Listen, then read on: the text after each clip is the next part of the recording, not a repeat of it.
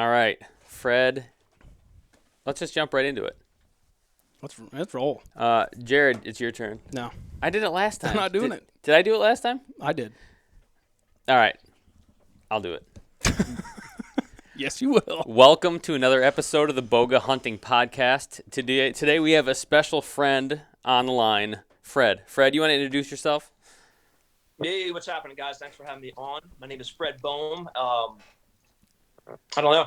I don't know what you know about me. I don't know about me, but just a typical hunter. Just a guy who likes to hunt. Has a wall of animals behind him.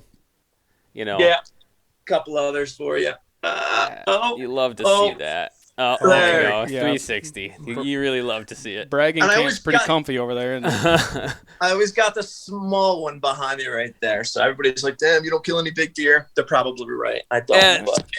That's usually what the bucks we shoot look like. Where's that one from, the little guy? Mexico. It's called a Carmini whitetail. Okay. I thought it was like a Coues or something like that. Yeah.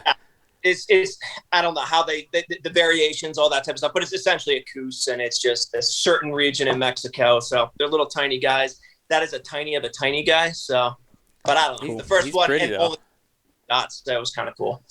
Yeah, that's really cool. Yeah, you've so I wanted to have you on because, like, you know, to introduce you a little bit.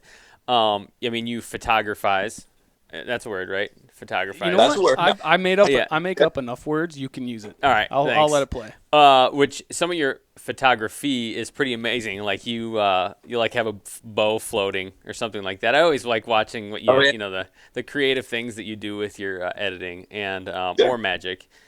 You have a pretty good. Actually, the way I found you, and this was a couple years ago, reading your blog, and I was reading it. It's like pretty interesting writing. It's very different than anything you kind of see out there right now.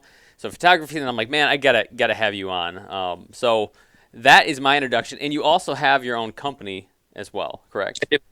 Yes. I also it's totally the other side of things. You know, I'm a huge bow hunter, love that, but also kind of a big upland guy as well. So shotguns, and I do a little bit of rifle hunting and whatnot, but yeah, I own a company that makes real high-end firearm cleaning products called Sage Brakerare. That's pretty much the 9 to 5, and it allows me to get out there and hunt them more than I probably should. But right. That's really the goal. Mm-hmm. It is, and it's just kind of designing life the way you want it, not just not just doing what's handed to you, but get out there, make it what you want out of it. And Sage Brakerare was one of the ways to help me do that. And then the photography as well. I help some companies out with that as well to help pay the bills. So, just kind of an entrepreneur, a little bit of everything. Yeah, I like that. And like you say, finding like maybe hunting a little bit more than you should. The way that I found it is I get to that line, and then if you're there for long enough, that becomes the norm. And then you just keep pushing it farther to hunt more. Mm-hmm. And like the idea, like in the ideal world, you're pretty much hunting all the time. It's the dream. That's the dream. Yeah, but then that becomes a job too, right? So there's a fine line. Like I like to come home and be able to work and do something that's totally different. That's not hunting, though it's kind of in the hunting industry still. But there is that, that fine line you walk where if you do something too much, it becomes work, and then you, you start resenting it a little bit. So I kind of like that, but yeah. I would say I get to hunt more than the average fella, but but also work a ton too. So it's kind of. Do you resent me? We do a lot of podcasts together. Like, are you starting to resent me, man? There was one point in time where it's like, okay, I've had enough Jimmer. You're gonna box my ears in? What did that? Why? I don't know. It was a little. No. Yeah. No, it was just kind of getting late in the day, and jealous of me, probably. Schmangry, hungry. Well, anyways, so we were talking about this ahead of time. I'm like, we should talk about this on the podcast. But like, you do a lot of turkey hunting. I mean, we're coming up to the spring. Are you more bear guy? I'll get out and get after some bear for sure. I mean, I'll go for turkey if that's what's here, and that's what's here this year. I'm kind of stuck. In the lower 48 here. Yeah. Not much traveling going on this year. Spring is usually when I get out and travel a bit. So I haven't turkey hunted the last couple of years, but I'm definitely going to be this year. And then I'll probably get up to definitely Wyoming just because it's closer to me. Right. And get there more towards, well, it just depends when the mountains open up, when that snow starts receding a bit. get up there and get after some bear as well. But I mean, we don't start. Colorado's late for turkey. I think we're April 15th, so I still got a little way to wait on that. I know Nebraska opens up a bit earlier, so I was just talking to the family about that, maybe trying to get out there to do that as well. But I'm an opportunity hunter. If I'm legally allowed to shoot it, I'm going to go after it. So yeah, no, I like that. I like getting several tags so that, you know, come what may, you can at least, you know, bring a little meat home. I like to think come what April. Yeah, exactly. Come what April. Oh my goodness. So a question for you. This was what Jared and I were talking about. He's like, yeah, I saw this turkey outside my office today. He posted on Instagram, gobbling his head off. Sure. He's like, but he had little spurs though. And I'm like, man, did you, like, when you're out in the woods, are you looking at spurs? Before he answered, I'm like, don't tell me. Are you looking at spurs at all? I don't ever look at them. I hardly even notice them until I like walk up to the bird. I have no idea how big the spurs are. No, for me, I mean, the first legal turkey is going to get shot. So yeah. I could care less. I've never kept any of the beards, the spurs, anything. I don't, just me. You know, some people are like that with elk and they're going to shoot whatever they can. I'm like that with turkeys. I don't care. I'm just going to eat the thing. But otherwise, it's not really like, I don't know. I don't throw them up on my wall or anything like that. You don't fan them out and stick it up on the wall? You don't do any of that? I probably should. But, I mean, I haven't shot that many. So, you know, I've only shot a couple of them. So maybe I will this year. I don't know if I get a beautiful I see one. A spot like right below, like kitty corner. That European. Yeah, well, they're all, right below your European to over your shoulder. I feel like I could see a turkey right around in there. Yeah. Those are hounds? No, yeah, somewhere in there. I feel like it would really round out the room. Fit in there, yeah. I have maybe perched up on that little hat holder. That's what I'm saying. Now we're talking. Get a full mount off the way into that one. Start making I had a turkey I shot a couple of years ago, and I had it all. I was like, I'm gonna keep this fan. It's gonna be cool. I'm doing it myself. I'll put it in salt. Then I'll put that Bondo on it. I use Bondo, yeah. And then hang it on the wall. It was that was probably my second turkey, but my first one I decided to keep. And I get it all ready. It's in salt, and I put it in a room like in the back corner of my house. I'm just like close the door, walk away. Well, it turns out I actually didn't close the door. My dog got back in there and in it. So he obviously, like, there was literally feathers all over the room, and he ate most of the salt that was in, which obviously made him instantly puke all over the place. So I walk in, and it was like, what happened in here? There's feathers everywhere. There's dog puke all over the floor. And so I don't have any mounted turkey right now. Nothing. Well, it gives you a goal for this year then. Yeah. Something to get at.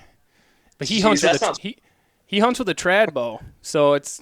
I'm not going to say it's getting hard. The last couple of years have been tough. I've had him in compound bow range, but I could never quite get him to close the distance for the old. Last year I had one close, but like doing this, yeah, busted me. Nah. It's tough, brutal. Mm-hmm. Yeah, but we don't. That's what kills you. You know, I mean, you get a shotgun, you prop that sucker on your knee and just point it at its face. You know, there's not much movement.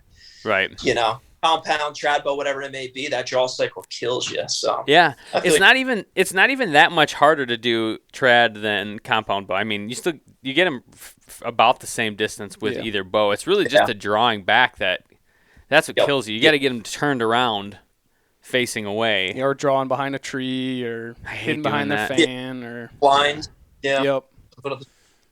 Yeah. Fair enough. Yeah, I can't give you a whole ton behind turkey hunting. I just just don't do it that much. But this year. Well, going back to our discussion, you said you had turkeys coming in this year, and I had 3 of them. Yeah, and last year, and you did. Were you looking at the spurs? No, I was looking at their beards. You look at just long, or are you looking for bushy?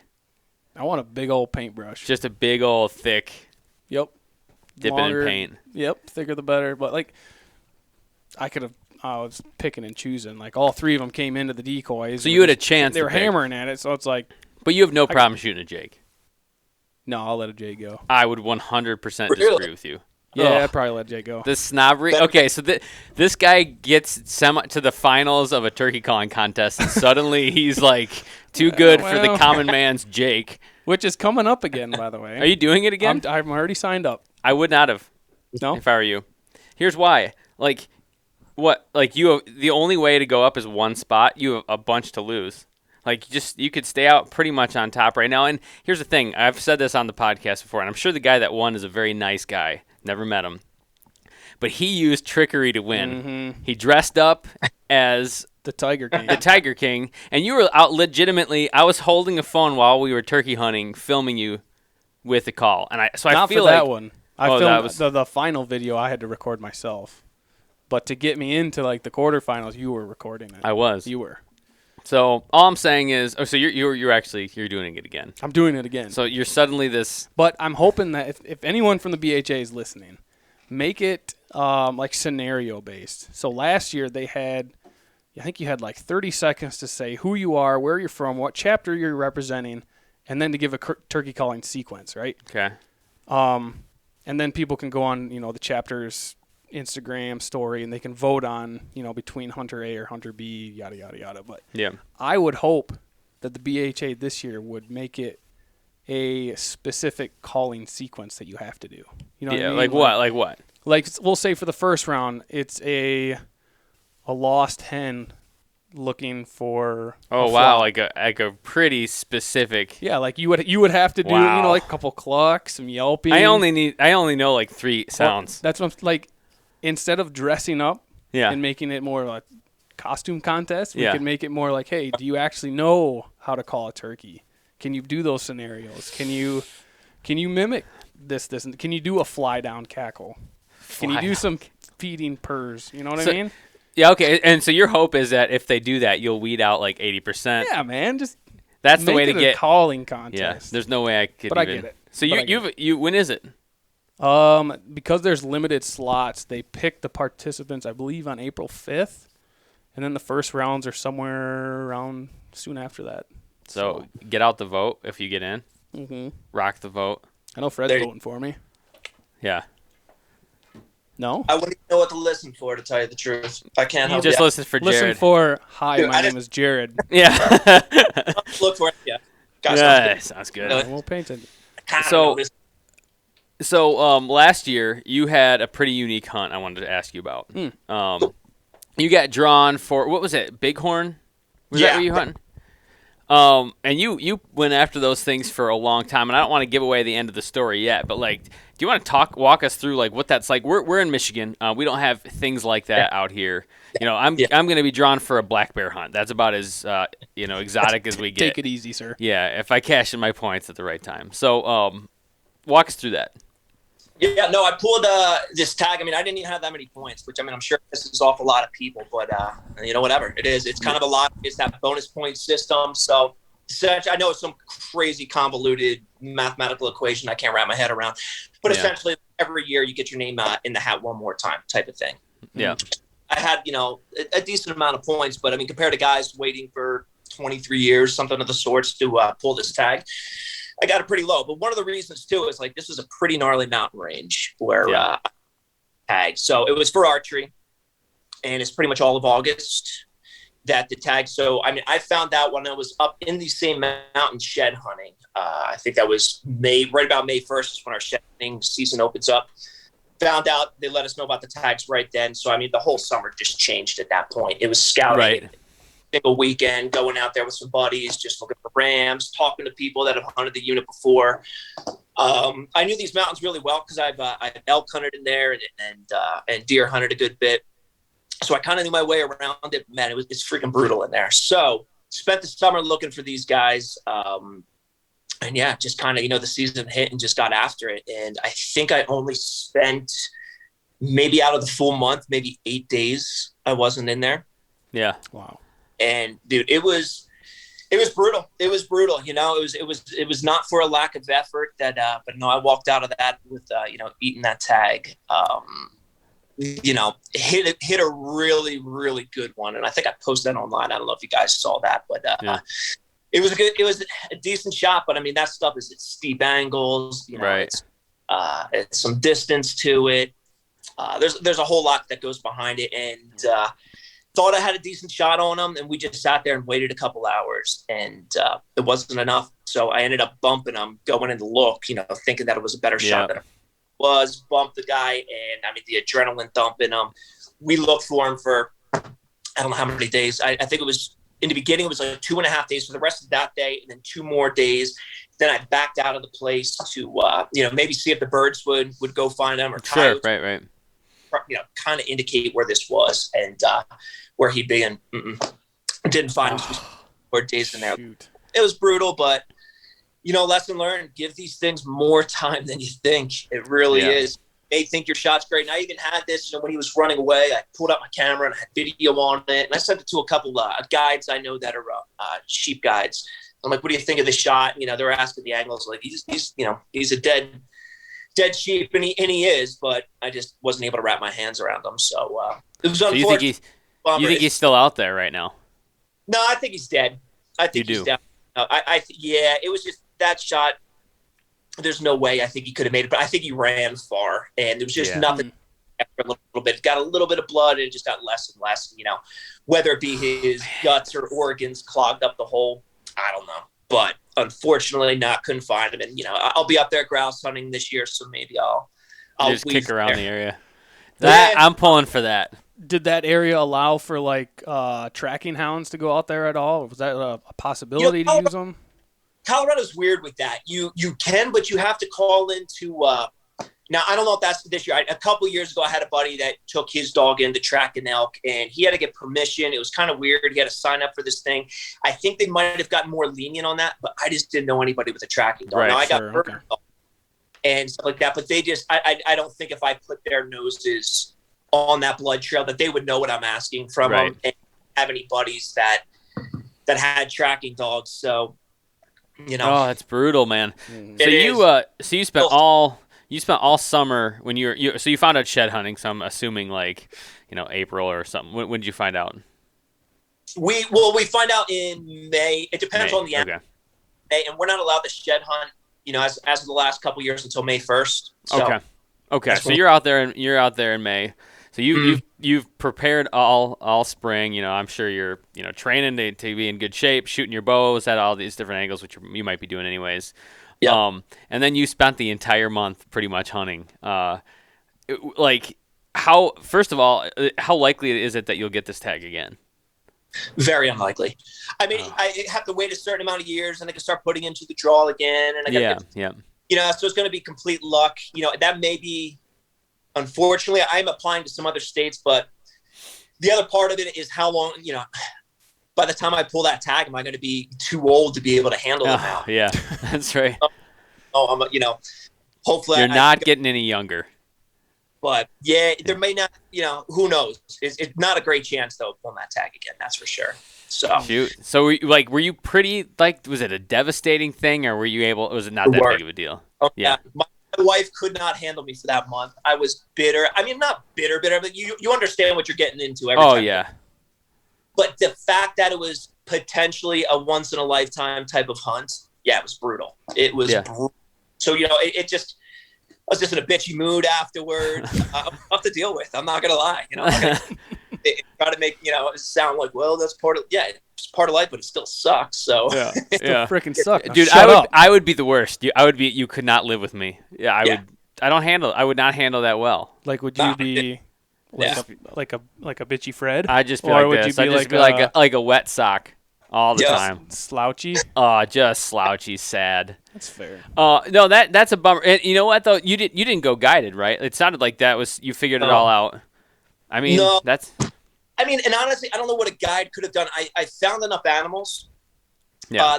And it was one of those, I was being a little bit picky. There was 3 in there that would be the only 3 that I'd really want to shoot. And one of the ones I shot was one of those 3. No, I stayed in after, spending all those days, starting to look for other ones, but nothing worked out. But, I think for a lot of guys coming in from out of state, a guide would be freaking essential. Yeah. I got a cabin right below this place. I'm in those mountains all the time. So I know this place inside now. I don't think a guide really would have benefited me any. And plus I'm a cheap bastard. So it wasn't happen. So yeah, I can understand it. And I gotta give you props for doing that. I don't know, to be willing to just go and figure it out yourself. It's pretty cool. You had a buddy that was always with you. I saw, at least helping you out for some of the time. Good buddy Joe Cavanaugh. He was, he's a freaking saint. You know, he spent all that time in there with me throughout the summer. I mean, it shows like a true friend, dealt with me bitching and moaning the whole time, and, you know, screwing up that shot. So when he saw that happening, it was just as brutal for him because, you know, I mean, the amount of time he put in, like any hunting partners are like that. You know, it's just kind of it was super, you know, unselfish of him. So I definitely owe that dude for sure. Yeah. So you guys do hunt a lot together? Yeah, we do. Yep, a good bit. Is that do you have a lot of guys like that you spend time hunting with, or are you pretty selective in your hunting partners? Pretty selective. You know, the thing is, I think with hunting partners, it's not. You just got to find somebody that clicks with you, the same intensity as you, and if they take as serious or not as serious as you. You know, I've hunted with guys that I got a pretty high drive when it comes to hunting. Like I'm in there, and I don't. It's not that I take it serious. I don't have fun with it, but I just do it a lot, and you know, really enjoy trying to be successful. So if you don't have that same mentality, it just doesn't work out. Or if somebody's just in there to dick around for a week, I get it. I'm probably not the guy to go with. Right. So, you know, trying to find a hunting partner that clicks with you that way, that, you know, physically wants to get back in these areas that you do, you know, it's tough to find, but there's a couple different guys, but Joe's probably the one I hunt the most with. Yeah, for sure. Jared, was it hard for you to find me?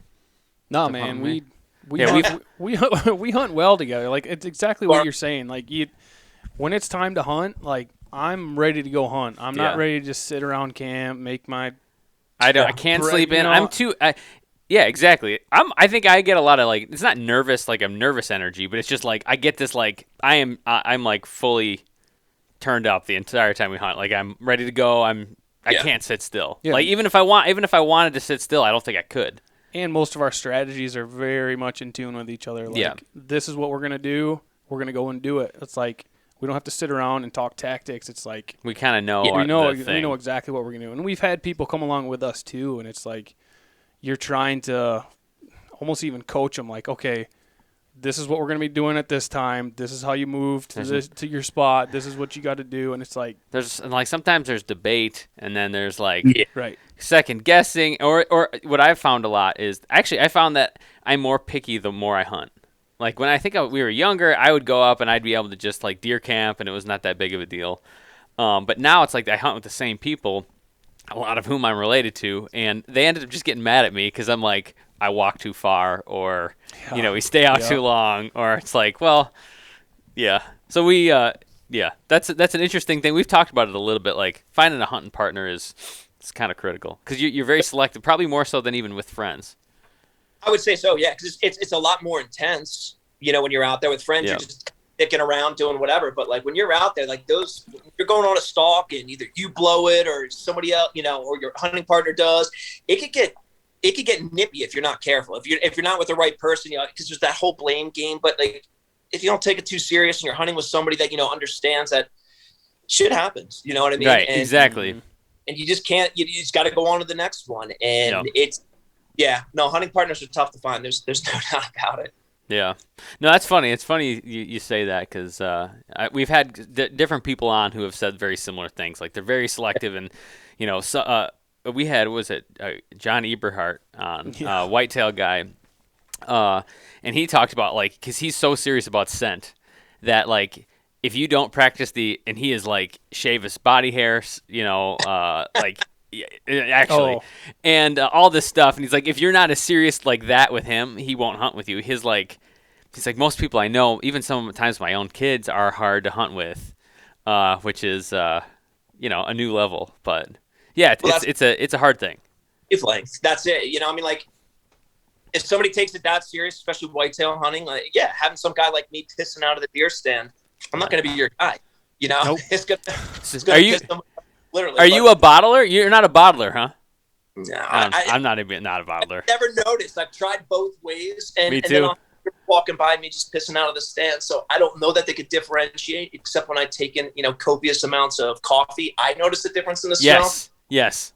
But I don't know that they could make that correlation between humans and a different type of piss. I don't know, maybe, but I've also had, you know, decent deer walk underneath the stand. Yeah. You know, I pee on scrapes, man. I do too. I pee on scrapes. Right on them. I pee on, except if I had asparagus. Get a load of this, then I'm just gonna keep that to myself and hold that in. I feel like that's an obvious tip off. Like, that's No, that's also just funny because like my brother-in-law he's like, oh yeah, I was out hunting the other day, and I forgot my pee bottle, but I had a plastic bag, so he peed in a Ziploc. He's so serious. He peed in a Ziploc bag. I'm like, Oh my God. That's a bold move. That's hardcore. That's hardcore, and I feel like it did not pay off for him. He didn't get anything. Speaking of piss bottles, I used to have a Nalgene bottle, right? Yeah. And it was the olive green with the orange top. Yep. And I went down to my boss's like little hunt camp that he's got just in like South Michigan or whatever. And I show up, I'm sitting around with everybody, and I got my Nalgene bottle on the table. We all were kind of sitting down, just joking around, like having a beer. And all of a sudden, I take a swig of it, and he goes, "What the hell are you doing, dude?" You sick? I'm drinking water, and he's like, "Oh my gosh, that scared the shit out of me. That's the same color as my piss bottle." He has. You guys have matching water and piss bottles? Yeah, he's got the same colors I do, but he will take it out to his stand and take a piss in it. So like he was shitting his pants, thinking I was taking a drink of his piss bottle. You know, did he at least have the courtesy of using a Sharpie and writing No. piss bottle?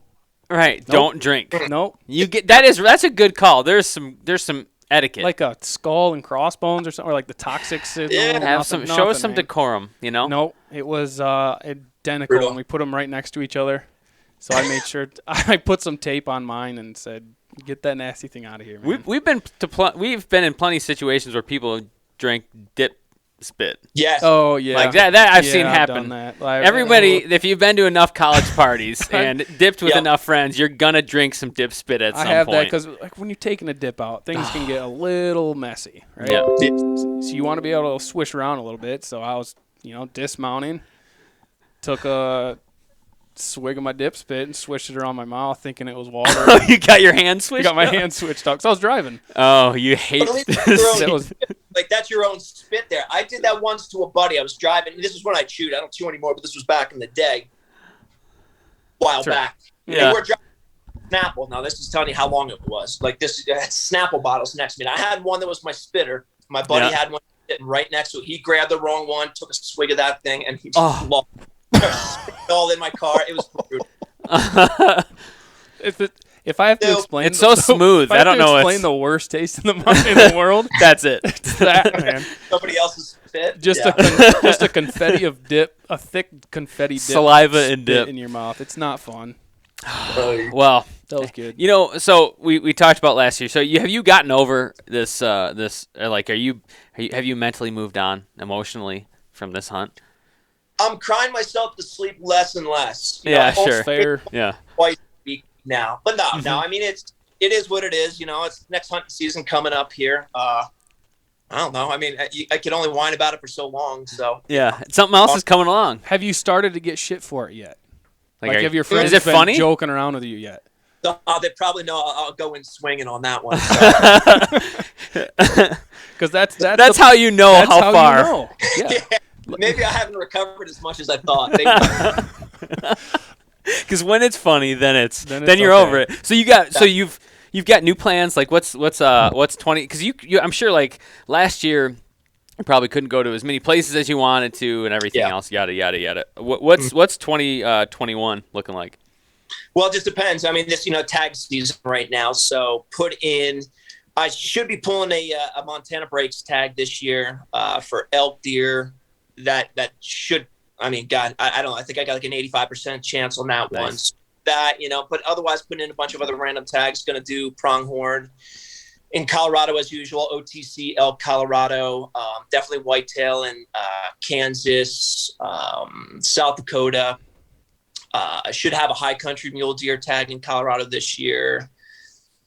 Yeah, what else? Probably make it down to Mexico, and still going to see if the I don't know if the borders open up. Get back down to New Zealand. I still got a tag or a plane ticket just sitting there waiting for me for that one. Oh, as cool. well. What are you looking to do? Tar or? Yeah, I mean, definitely tar, but I got a couple tar last time I was there, so really this time is going to be going for fallow. Oh yeah, sweet. Red stag as well, but mainly fallow, and then anything else. I hopefully go over there for about 3 weeks a month somewhere. It's gotta suck it's gotta be a pain to get a stag back from New Zealand. Yeah, I mean, even getting a tar back was crazy expensive. Like, I think the best way of doing it is I just got the taxidermy done over there, and then they ship it. But either way, it's it's costing you your firstborn son. It's just You got a few of those though, Yeah, I got one. First one. Yeah, That's right. But no, I mean, so yeah, those. But I mean, a stag would be insane. But those crazy stags you see, I mean, I'm hunting public land over there, and if not I the same. It's not gonna be like the ones you see on the internet. So the ones that are like, they're like the whole room looks size. like a bonfire coming off their that's head. right. it looks like a 4x4 elk, typically. Right. So that's what I'll be coming back with if I get one. But no, that's kind of the plan there. And whatever other tags fill in between. Do a bunch of upland hunting as well. Traveling. There's talks. We got of going with the family, maybe doing like a 6-month road trip this year, just running the business off the road and or on the road, and then just kind of hunting around the lower 48 and just see what that is a good idea. I want to do that. You've kind of already done that. We did a little test run in like southern New Mexico, going for quail in what was that? That was February. And it worked out well, as long as I have an internet connection, I can work from anywhere, and just working with the kids, doing the schooling and the camper and everything's online these days anyway. So just doing that and ripping around. I don't know. I think it'd be kind of fun. Write about it, tons of pics. It'd be kind of cool. So we'll see. I want to do that now. Did you see the light bulb? Yep. Come on. Do it. Yeah. We homeschool, and I work. You homeschool. Yeah, me and my wife, not me and Jared together. We're not that kind of hunting partner. Okay. It's like, yeah. I want to do that. We're going. Yeah, I want to do that. You should, man. I think I convinced Laura that. Yeah, I think you could. I need to. You guys in a camper? Yeah, we did. We picked up a pretty freaking big camper, but with the kids, we got 2 of them, and they're little and a little bit of space, and I need space to be able to put the computer out, and we could cook in it. We could do whatever we need to. I mean, I can sleep, I'm used to sleeping in the dirt, back of the truck, whatever it may be. But then once you got kids involved, like, you want to make it comfortable for them without a doubt. You want them to like it. If I take them out there, I'm like, you're sleeping in the back of the truck, they're going to hate it and think hunting's the worst thing in the world. So exactly. You're training them now. So you just got to slowly introduce them to it. Well, that's it. And, make that their normal. Like, when they're going out doing all this stuff, my kids don't know otherwise. Like, they go out, hunt all the time with them. The backcountry stuff, obviously, I'm doing myself. But, the upland, we're taking the kids with us. I took my little guy who was 5 years old out elk hunting. We just went out for a day or two, just going out there, ripping a million bugles and just entertaining him, really. There's not a chance, but, he got out there, got to see that, and take my little girl out there as well. And, we do a lot of, I don't know, we just involve them in everything. So at this point, they're not weirded out when they jump in the truck and they have to sit in there for 5 hours to get to a hunting spot or to go walk with us for a couple miles. It's part of what they do at this point. So it's pretty cool. It's right. It's like the boiling a frog. You just do it slow and like make it normal, and like you can slowly kind of I had it. Was it last year when I knew I was like on the right track? Like me and my daughter went out. It was during the rut, like all snow on the ground. We go out. It was a great morning. We come in and it's like we had to run some errands and stuff. She's like, "Hey, Dad, can we go out again tonight?" And I'm like, "Yep, we can go out." She's 7 at the time, or 6 or 7, and I'm like, "Yep, that's exactly what I was hoping you'd say." Exactly, and that's the thing. Just don't throw them into an easy situation, something they're going to enjoy it. Like there's times in my brain, I'm like, "Yeah, let's get them in the backpack. We'll go back, back." No. Make them like it, make it interesting. Not too long the first couple times, like you said, just kind of ease into it, and it's amazing, and I was blown away. I remember like the first time I shot a grouse in front of them. I wanted them to see that whole process. Yeah. I was weirded out. I didn't know how they're going to see dead animals. You don't know how they're going to react. It was so weird. Like my kids both went up and they petted the grouse, and we went back to the campsite and we cooked it up. There was not even the slightest part of them where there was like either ew or a guilty feeling in them that we just killed something. So it's kind of weird. Like we learn that as we get older, and it's, that maybe, I don't know, with the modern world, that it's not natural. But I mean, to a kid, when you see them, like what they see and what they experience, I think is the most natural thing. And when they see that and they're like, well, this is fine, this is cool. You're like, well, geez, maybe this is the way it's supposed to be. I don't know. It's really cool. I've had the same thing as my daughter has gotten older. My wife and I just have I don't know, we just don't make a big deal out of it. We just do it like it's normal, and she sees it as normal. I mean, she helps me butcher now. She's part of the whole process, seeing me shoot deer. But like you said, I mean, you make it comfortable and make it kind of fun at first, So it started with us with a sleeping bag that I sewed camo on, so I could take a whole sleeping bag out there. It's Michigan, so when we hunt, it's usually colder. And I figure I'm just making her really comfortable. I throw it in my frame pack and just throw it in there and walk out. And man, like you just get them hooked. And when they see you shoot a deer, it's like totally natural. The last time we went, she's like, "Dad, can I have some paper?" And I'm like, "I don't have a paper." She's like, "Well, can I have your phone?" I'm like, "Okay." So she's literally, I'm looking over and she's typing up, chronicling all the things we did. So she's like, "We walked out, we walked pretty far. We just had a few deer come past, and every time something would happen, she'd want the phone." And so we kept like a whole story of it. Wow. She used emojis and everything. It's pretty hilarious. Dude, that's awesome. Yeah, just kind of goes. Oh yeah, I mean, you just got to introduce them, and anything that love, like they're going to go through, they're going to go through their teenage years. They're going to go through all the, the rebellion, that type of thing. Maybe walk away from it for a bit. I mean, I did the same thing. I walked away from hunting for many years. I was a vegetarian for 6 years. Like, you rebel at a certain age, but then you come back to your roots. So it's good to plant them now for them. So. That's a good point. Yeah. The roots, once they're there, if they're deep and, they're solid, like you can walk away and come back. But now I got to ask, you were a vegetarian. So now you're what? Yeah. For how long? 6 years? 6 years. Yeah. I was going to change the world. I was like, oh my God. No, it was a rebellious. I think it was more for me. It was like the factory farming thing. It was just absolutely teenage years. Like I would still go out with my dad and he would go grouse hunting. And I mean, I wouldn't bring a gun, but I'd walk with him. And the hunting part never bothered me. Now, again, I was from a little guy. I was brought up hunting, fishing, that type of deal. But maybe it was just that, but it was more those, just those asshole years you go through and whatever your parents tell you, you're going to do the opposite. So yeah, I did the vegetarian thing for 6 years and whatever. And then came back to hunting. So I still haven't climbed out of the asshole years. That's right. When is that going to happen? Still stuck, bro. Yeah, just contrarian. Yep. No, it's you know what though? Like with the factory farm and stuff, I don't disagree with you. I feel like we went through something where we're like, man, I just don't feel the same about eating that kind of meat from animals that were treated that way. So I can see it a lot of times when I hear from vegetarians and vegans. I mean, I can respect it in some sense. You have to respect vegans more than vegetarians. The line is tricky for me to always keep straight, but I can respect it. At least they're walking the walk, and I mean, and I'm at the point like too. I'm not also that naive that I think everybody should go out there and hunt. It's just not possible, right? So I understand the need for the factory farming for people that do want meat. I get it. Now like it's not this perfect, utopian world, right? Where work out magically. Like, no, we need that stuff. Now I don't do it because I have the ability to go out there and hunt. So that's pretty much all. But I mean, who else could, if you really want to be a bow hunter and be successful and dedicate, and that's what you're going to eat, you got to dedicate a good portion of your life to doing that. And I could see other people not wanting to do it or just having the ability to do it. Yeah. So yeah, it's the archery part. I mean, you throw in the bow hunting aspect, and it's like, man, you better be shooting all year round. You're dialing it up a notch or two. It's like you said, it's a lot. That's a big investment of mostly time and a lot of money too, just to go to different places. Get the big freezer, get all the things you need to be able to even make that sustainable.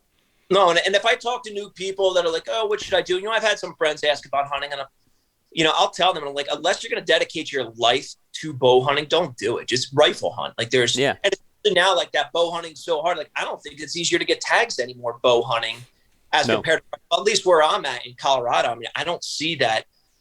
It's maybe some of the premier tags for sure, but for the most part, it's just as easy to get a rifle tag. And if what you really care about is the meat, dude, go rifle hunting. Bow hunting, down to it. It's brutal. It can. I mean, it's a lot of work, and we talk about this a lot. Like I decided to go to recurve, like go from a compound to a recurve, and it's definitely made it even more of a challenge. It's more like every single day I have to shoot, or I'm not very good. And I have to get so much closer and deal with a lot of times where you just don't shoot a deer. Like when you normally would be out there probably cranking them. So just something you got to be okay with. That's a handicap. I couldn't do it. Compound is about as far as I'm going to go, I think. Yeah. You know what, though? I'll say this about it.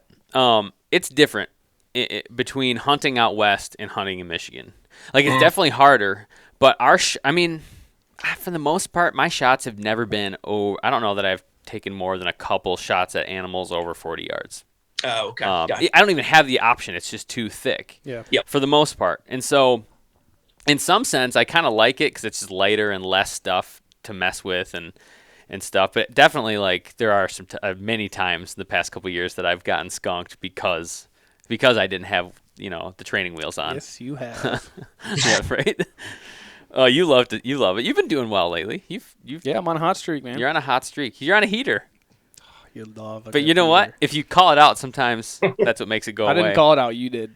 Oh, right. But did you agree? Does that mess with it? I don't know. I don't think so. Well, so you've got some big hunts coming up. I mean, you've ripped off like a dozen things that you're doing this year, and you're gonna live on the road hunting. So you've got a lot of things. For people that want to like follow along, I mentioned at the beginning that I've followed you starting with your blog. Like, where can people read what you're writing, see the pictures you're taking? You do some really cool stuff. Oh, appreciate it. You can find me. Just the blog is just fredbohms, BOHM.com. So that has some of the photography on it, all the writing on it, and otherwise, mainly what I use for social media is Instagram. It's kind of the best thing for photography, that type of deal. So you can just follow. That's just at Fred Bohm as well. So don't do much with Facebook if I don't have to. But yeah, that's where you can see all that. And I don't know. I just kind of follow. It's entertaining. I'm entertained. Out there I always make sure to look at watching when your stuff comes up. It's very good. So everybody's listening, go check them out. Fred, thank you for taking the time for coming to talk to us today. We appreciate it. Sorry for the technical difficulties at the beginning, but glad we got it sorted out. This dial-up Bohm ain't what it used to be. So That's right. All right. Well, thank you. We'll talk to you soon. All right, fellas. Take care. Bye.